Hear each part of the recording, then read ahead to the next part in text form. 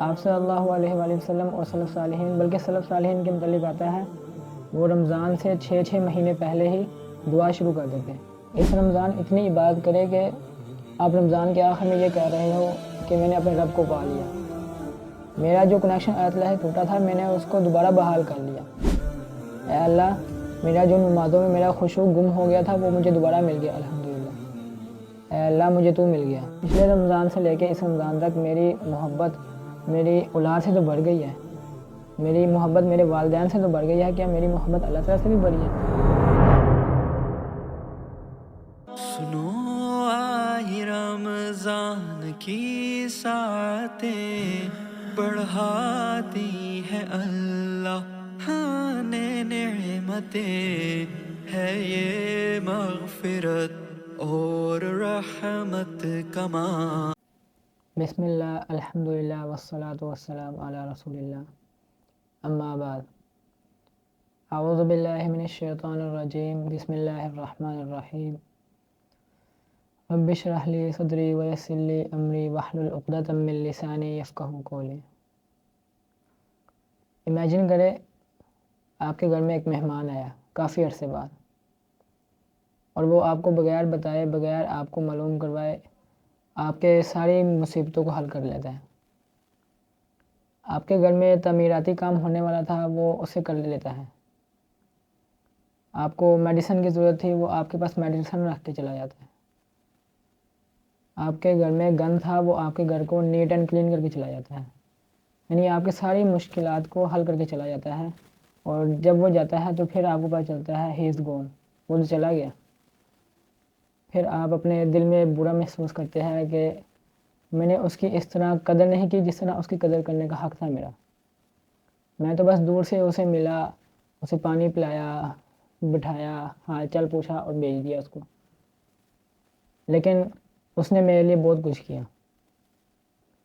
رمضان بالکل اس مہمان کی طرح ہے جو سال میں ایک دفعہ آتا ہے اور ہمارے سارے گناہوں کو لے کر چلا جاتا ہے، ہمیں جہنم سے ہمیشہ ہمیشہ کے لیے آزاد کر کے چلا جاتا ہے۔ ہمارے دل میں جو بیماریاں ہے، ہمارے دل میں جو گند ہے وہ کھینچ کے لے کے چلا جاتا ہے، لیکن ہم اس مہمان کی اس طرح قدر نہیں کر پاتے جس طرح اس کی قدر کرنے کا حق تھا۔ من صام رمضان ایمانا واحتسابا غفر له ما تقدم من ذنبه، جو شخص رمضان کے روزے رکھتا ہے ایمان کے ساتھ اور اجر کی نیت کے ساتھ، غفر له ما تقدم من ذنبه، اس کے پچھلے تمام گناہ بخش دیے جاتے ہیں۔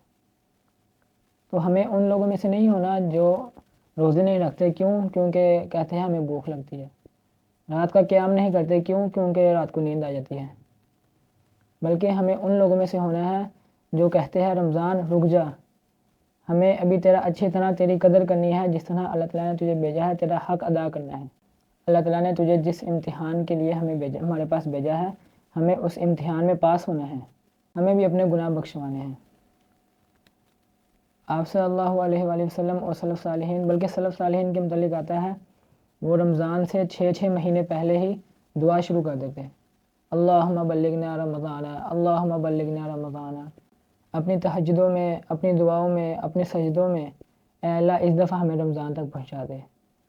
اور جب رمضان کا مہینہ آ جاتا تو آپ صلی اللہ علیہ وآلہ وسلم صحابہ کو خوشخبری دیتے ہیں، کہتے قد جاءکم شہر رمضان شہر مبارک، اے صحابہ خوش ہو جاؤ، رمضان کا مہینہ آ گیا جو بہت بابرکت ہے۔ ہماری طرح نہیں واٹس ایپ فیس بک پہ اسٹیٹس لگا لیا کہ جو رمضان کی خوشخبری دے گا اس پہ جہنم کی آگ حرام ہو جائے گی۔ پہلی بات یہ بات بالکل جھوٹ ہے، اور دوسری بات ان دو باتوں میں بہت فرق ہے۔ ایک بات یہ ہے کہ رمضان کی خوشخبری دینے سے جہنم کی آگ حرام ہو جائے، یہ جو بات غلط ہے، اور دوسری بات یہ ہے کہ رمضان کی خوشخبری دینا کہ یہ وہ مہینہ ہے جو اسے پالے گا اس پہ جہنم کی آگ حرام ہو جائے گی، تو اس بات سے بچنا چاہیے۔ رمضان کا مہینہ ہے ہی بہت رحمت والا اور معافی والا، اس میں اللہ تعالیٰ جہنم کے دروازوں کو بند کر دیتا ہے اور جنت کے دروازوں کو کھول دیتا ہے۔ اور یاد رکھیے جنت کے دروازے 8 ہیں اور جہنم کے 7، یعنی یہ کاؤنٹنگ بھی اللہ تعالیٰ کی رحمت کو ہمیں بتا رہی ہے کہ اللہ تعالیٰ کی کتنی رحمت ہے۔ اللہ تعالیٰ کہتے ہیں کہ میں کیا کروں گا تمہیں سزا دے کر، ما یفعل اللہ بعذابکم ان شکرتم وآمنتم، میں کیا کروں گا تمہیں عذاب دے کر اگر تم شکر کرنے والے اور ایمان لانے والے بن جاؤ۔ تو اللہ تعالیٰ نے جہنم کے دروازے بھی کم بنائے ہیں تاکہ کم لوگ جہنم میں جائیں، اور جنت کے دروازے زیادہ بنائے ہیں تاکہ جنت میں زیادہ سے زیادہ لوگ جائیں۔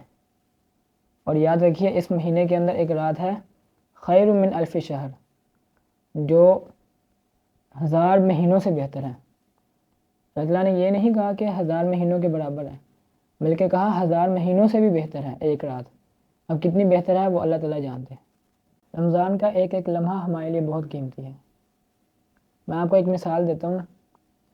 ایک بینک ہے، اس نے ایک آفر رکھ دیا کہ وہ ایک آدمی کو سلیکٹ کرے گا اور اس کے لیے اپنے سارے لاکرز کو کھول دے گا، اور اسے 20 سیکنڈ دے گا کہ وہ اس 20 سیکنڈز کے اندر جتنے پیسے لے سکتا ہے وہ لے لے، وہ سارے اس کی ہو جائے گی، اور وہ پھر آپ کو چوز کرتا ہے۔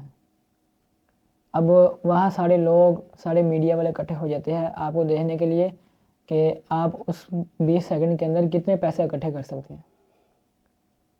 لیکن ہوتا کیا ہے، جب وقت شروع ہوتا ہے تو وہ اپنا موبائل نکال کے اس میں میسیج دیکھنا شروع کر دیتے ہیں، کال شروع کر دیتے ہیں، ہیلو کیا حال ہے، ٹھیک ہو، یعنی آپ اپنے 20 سیکنڈ اسی میں ویسٹ کر دیتے ہیں۔ تو وہاں کھڑے جتنے بھی لوگ دیکھیں گے، میڈیا والے سارے، وہ آپ کو پاگل سمجھیں گے، کہیں گے یہ شخص کتنا پاگل ہے، اگر یہ چاہتا ہے تو 20 سیکنڈ کے اندر کتنے لاکھوں کروڑوں پیسے اپنے لیے اکٹھے کر سکتا تھا، لیکن اس نے سارے 20 سیکنڈ ضائع کر دیے۔ واللہ رمضان کا ایک ایک لمحہ ان 20 سیکنڈ سے کہیں بہتر ہے۔ اللہ تعالیٰ نے ہمارے پاس رمضان کو بہت پیار سے بھیجا ہے۔ میں آپ کو اس کی ایک مثال دیتا ہوں۔ میں اپنے ایک دوست کو ایک گفٹ دیتا ہوں پرفیوم کا، اور اسے کہتا ہوں کہ یہ میں نے اپنے کئی مہینوں کی سیونگ سے اکٹھے کر کے پیسے پھر میں نے پرفیوم لے کے آپ کو دیا ہے، یعنی یہ میں نے اپنے دل کی بہت محبت سے آپ کو تحفہ دیا ہے، تو اسے اچھی طرح استعمال کیجیے گا۔ تو میں اگلے دن جب اس کے گھر جاتا ہوں تو دیکھتا ہوں کہ وہ اس پرفیوم کو زمین پہ گرا رہا ہوتا ہے، واش روم میں فلش میں گرا کر اپنی ماسی کو کہہ رہا ہوتا ہے کہ اسے صاف کر دیے۔ تو آپ کا کیا خیال ہے، مجھے خوشی ہوگی یا مجھے برا لگے گا؟ جبکہ پرفیوم تو اس کا ہے، مجھے کیوں برا لگے گا؟ مجھے اس وجہ سے برا لگے گا کیونکہ میں نے بہت محبت سے دیا تھا اس کو۔ بالکل اسی ہی طرح اللہ تعالیٰ نے رمضان المبارک کو بہت محبت سے اور پیار سے ہمیں دیا ہے، لیکن ہم بالکل وہی کام کر رہے ہیں، ہم نے اس کو زمین پہ گرایا، اس کی کوئی ویلیو نہیں ہے۔ تو جو شخص رمضان کی ویلیو نہیں کر سکتا وہ باقی مہینوں کی ویلیو نہیں کرے گا۔ جو شخص رمضان میں محروم ہو گیا، رمضان کو پا لینے سے محروم ہو گیا، وہ واللہ باقی سب مہینوں میں محروم ہے۔ آپ اپنے آپ کو ایک طرف رکھ کر دیکھیں کہ میں پچھلے رمضان کیسا تھا اور اس رمضان کیسا۔ پچھلے رمضان مجھے کتنا قرآن پاک یاد تھا اور اس رمضان مجھے کتنا قرآن پاک یاد ہے۔ پچھلے رمضان میرا اللہ تعالیٰ سے تعلق کیسا تھا اور اس رمضان کیسا تعلق ہے۔ اللہ تعالیٰ سے جو میرا کنیکشن تھا کیا وہ ٹوٹ تو نہیں گیا؟ پچھلے رمضان سے لے کے اس رمضان تک میری محبت میری اولاد سے تو بڑھ گئی ہے، میری محبت میرے والدین سے تو بڑھ گئی ہے، کیا میری محبت اللہ تعالیٰ سے بھی بڑھی ہے؟ This month is the month of change. اگر کوئی شخص اس مہینے میں بھی بدل نہیں نہ سکتا تو وہ کسی مہینے میں بھی نہیں بدلے گا۔ آپ صلی اللہ علیہ وآلہ وسلم نے فرمایا جس شخص کی زندگی میں رمضان کا مہینہ آ جائے اور وہ اس میں اپنے گناہوں کو معاف نہ کروا سکے تو جبرائیل علیہ السلام نے اس شخص کے لیے بد دعا کی اور آپ صلی اللہ علیہ وآلہ وسلم نے آمین کہا۔ یعنی جو شخص رمضان کا مہینہ آنے کے باوجود اپنے گناہوں کو نہ بخشوائے، آپ صلی اللہ علیہ وسلم نے جبرائیل علیہ السلام نے کہا کہ اس کا ناک خاک آلود ہو، اور آپ صلی اللہ علیہ وسلم نے کہا آمین۔ تو اس مہینے کی قدر کیجیے۔ طلحہ بن عبید اللہ فرماتے ہیں کہ 2 شخص آپ صلی اللہ علیہ وآلہ وسلم کے پاس آئے اور دونوں اکٹھے مسلمان ہوئے۔ اب دونوں ایک دوسرے سے کمپٹیشن کرتے تھے کہ کون نیک اعمال زیادہ کرتا ہے۔ ہوا یہ کہ ایک شخص وہ شہید ہو گیا۔ اب دوسرا شخص جیسے کہتے ہیں نا کہ بھئی یار وہ تو شہید ہو گیا، لیکن وہ اس کے 1 سال بعد جیسے نارمل ڈیتھ ہوتی ہے ویسے فوت ہوا۔ طلحہ بن عبید اللہ فرماتے ہیں کہ میں نے خواب دیکھا کہ میں جنت کے دروازے پہ کھڑا ہوں اور 2 شخص ہیں، وہی 2 لوگ، جو 1 سال بعد فوت ہوا تھا وہ جنت میں پہلے داخل ہو رہا ہے، اور جو شہید ہوا تھا وہ بعد میں داخل ہو رہا ہے، جبکہ شہید کا رتبہ بہت بڑا ہے جو اللہ تعالیٰ کے راستے میں جہاد کرتا ہے، کیونکہ وہ اپنے نفس کو اللہ تعالیٰ کی راہ میں رکھتا ہے۔ یہ کہتے ہیں کہ میں بہت پریشان ہوا، میں آپ صلی اللہ علیہ وآلہ وسلم کے پاس گیا اور جا کے آپ کو سارا واقعہ بتایا، تو آپ نے کہا اے طلحہ تجھے کیا ہو گیا ہے کہ تو اس کے رمضان کو کاؤنٹ نہیں کر رہا؟ کیا اس کی زندگی میں روزے نہیں آئے؟ کیا اس کی زندگی میں تراویح، تہجد، کیا اس نے صدقات خیرات نہیں دیے؟ تجھے کیا ہو گیا ہے تو اس کے رمضان کو کاؤنٹ نہیں کر رہا؟ واللہ ایک رمضان ہماری زندگی کو بدل کے رکھ سکتا ہے۔ سوچئے کتنے لوگ تھے جو پچھلے رمضان تھے لیکن اس رمضان نہیں ہیں، کتنے لوگ تھے جو پچھلے رمضان صحت مند تھے لیکن اس رمضان قبروں میں ہیں۔ میرے بھائی ایک بتا رہے تھے کہ ان کے ایک دوست رمضان سے ایک دن پہلے شعبان کے آخر میں ان کا ایکسیڈنٹ ہوا اور وہ فوت ہو گئے۔ تو اس لیے اس مہینے کی قدر کیجئے، اس کو غنیمت سمجھیے، اور جتنے اس میں نیک اعمال ہو سکے وہ کریں، اس میں دعائیں کرے، نوافل پڑھے۔ واللہ آپ آزما کر دیکھیں، اس میں آپ دعا کریں، اللہ تعالیٰ سچے دل سے دعا کرے، اللہ تعالیٰ آپ کی دعا کو لازمی قبول کرے گا، لیکن شرط یہ ہے کہ آپ کا یقین ہونا چاہیے، آپ کا اس بات پہ یقین ہونا چاہیے کہ اللہ تعالیٰ میری دعا کو قبول کرے گا۔ آپ کہے وہ تو مالک الملک ہے، اس کو کیا رکاوٹ آ سکتی ہے مجھے عطا کرنے میں؟